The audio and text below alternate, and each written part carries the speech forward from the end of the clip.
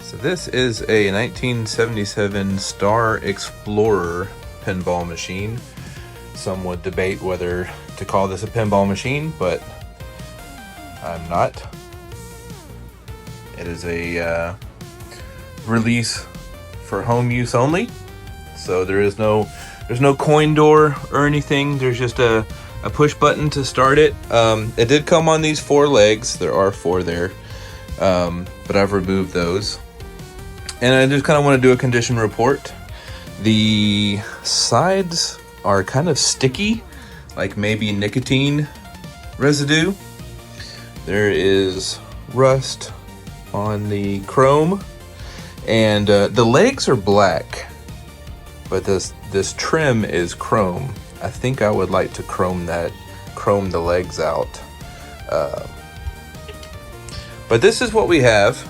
It is currently powered on. We have some lights that are working, some lights that are flashing, but pretty much every piece of rubber, save for these 2 small ones, is broken, is dry rotted. That one, you know, they're dry rotted. They need to be replaced. The flippers, I'm told, work together. So whether you hit the right button or whether you hit the left button, they just flip simultaneously. And this is supposed to be the push button to start it. And when I do, nothing happens. It doesn't respond at all. And I'm wondering if that is because this button right here is stuck.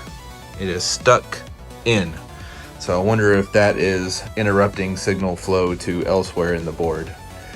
Plexiglass is kind of terrible. You can see it's cracked there. It's got scratches, and you know, we can put some Novus on there. I got some sticker residue on the back panel, and some more cracks. Kind of everywhere are cracks. Little sad, but we can glue that back together. I acquired this on Facebook Marketplace for $50. Might have overpaid, but you know, my eyes got real big at the opportunity of owning my first, pinball machine. And my wife is excited to eventually play it. I'm excited to eventually play it. These are the controls on the back. You've got, I guess, volume. I don't know what any of that means. There's volume. Okay.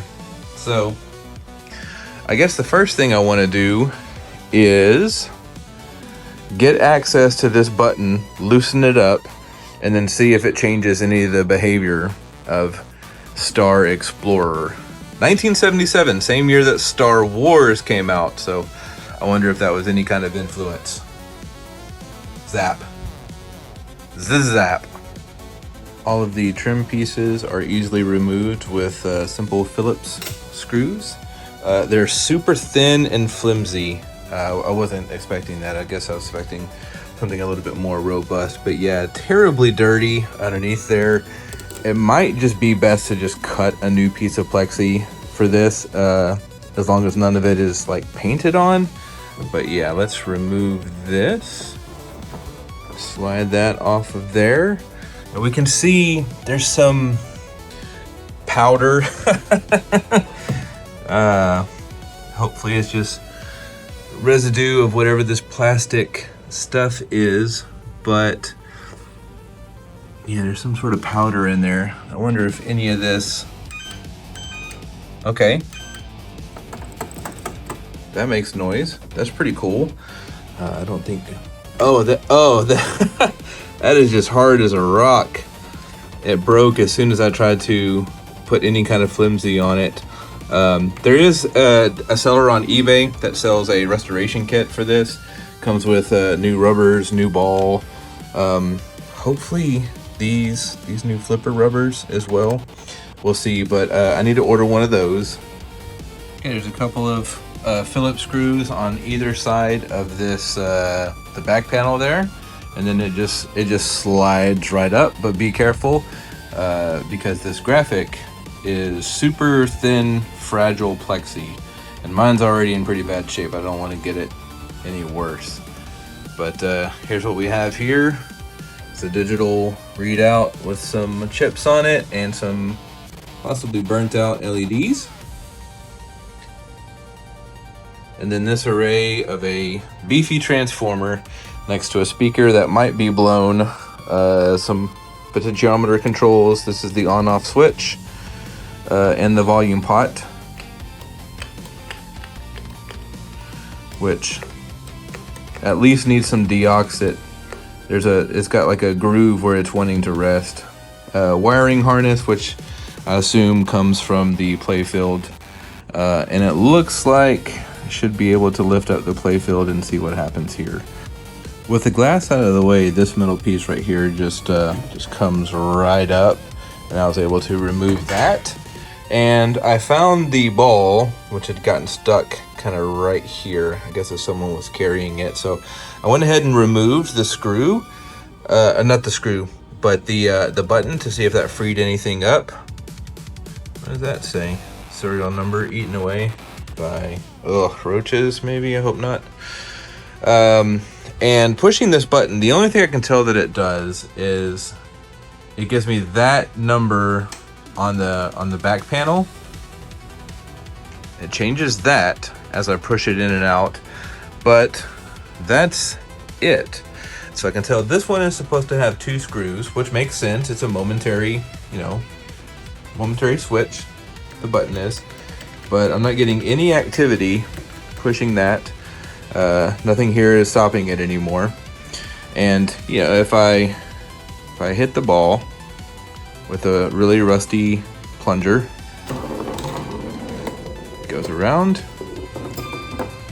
It's making some noises, but nothing happens. It's not putting, maybe the ball needs to be there to start. No. Pressing that doesn't do it. So I don't know if it's bad coils or this, the game's not listening. But if I physically press that, nothing happens. Nothing seems to want to do anything. So next step is maybe get this Playfield lifted up, see what's underneath it. Okay, there were 2 more Phillips screws here and here that helped hold this board down. So now it moves freely, and I'm gonna lift it up. Okay, so maybe this is common knowledge to pinball enthusiasts, but I just discovered this and it is fascinating to me. So the ball is obviously metal, steel, heavy, but it itself is a conductor. And so what it's doing is it's making a connection between this metallic surface here and that metallic ring, so that when the ball makes contact, it's going to bridge these two and you get a chime. And the scoreboard is going nuts. I guess it's just gonna stay there and bonus score forever. Okay, that's enough of that noise. But anyways, that I did not know that. So so for example, there's 2 pieces of wire here. Oh, it's kind of hard to see. You can't see them. Oh, there it is. There's the other one in the back. Okay, and so when the ball comes in, it's making connection between those 2 wires. And every time you do that, you're getting points added. So that has to be common knowledge. Like, I know, but let me just have a newbie's geek out moment here. Like that, that is incredible engineering. It's so simple how all that works. But so since we're still condition reporting, all of these seem to work. The only thing that's not working is the flippers. And I guess, like, if the game is on, it's always on. This is not like an on-off button or start game. It is a just score reset. So if I hit it, it just resets the score to 0. And the game, if it's on, it's always on.